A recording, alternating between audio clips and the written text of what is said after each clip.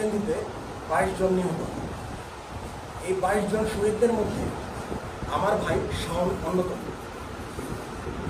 আমার আপন ভাই মোহাম্মদ শাওন মিয়া, পিতা মৃত মুজিবুর রহমান, মাধবদী থানার আলগি মনোহরপুরের বাসিন্দা।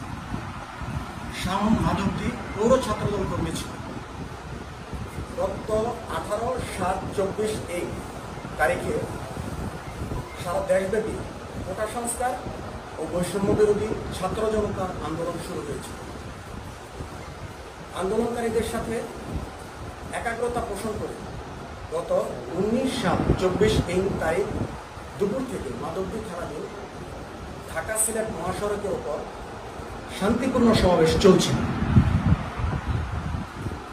উক্ত শান্তিপূর্ণ সমাবেশে আমি আমার আপন ভাই শাওন মিয়া সহ ছাত্র জনতা, বিভিন্ন শ্রেণী পেশার হাজার হাজার সাধারণ মানুষ উক্ত সমাবেশে দাবি আদায়ের জন্য অংশগ্রহণ করে। এক পর্যায়ে সাধারণ মানুষ সহ বিভিন্ন শ্রেণী পেশার মানুষ রাস্তায় নেমে আসে এবং শান্তিপূর্ণ অবস্থান করে।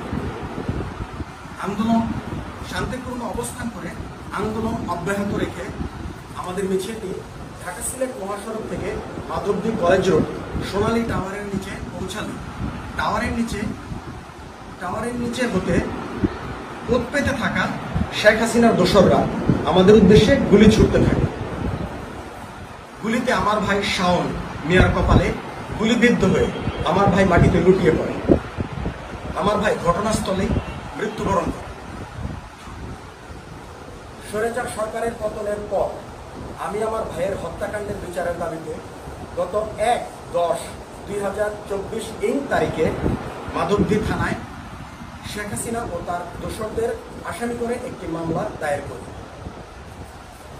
আমার ভাই নিহত হওয়ার পর থেকে কেন্দ্রীয় বিএনপি, নরসিংদী জেলা বিএনপির আহ্বায়ক খায়রুল কবির খোকন ভাই, সদস্য সচিব মঞ্জুর এলাহি ভাই, নরসিংদী জেলা ছাত্র দলের সভাপতি গুম ফেরত, সংগ্রামী সভাপতি সিদ্দিকুর রহমান নাহিদ ভাই, সাধারণ সম্পাদক মেহেদী হাসান রিফাত সহ বিএনপির ছাত্র দলের নেতাকর্মীদের সহযোগিতার জন্য আমি আমার পরিবারের পক্ষ থেকে কৃতজ্ঞতা প্রকাশ করছি। আমি আমার ভাই সহ সকল শহীদদের, হত্যাকারীদের ন্যায় বিচার নিশ্চিত করার স্বার্থে প্রশাসন, রাজনৈতিক নেতৃবৃন্দ, সুশীল সমাজ, সাংবাদিক, আইনজীবী সহ সর্বস্তরের জনগণের সহযোগিতা একান্তভাবে কামনা করছি।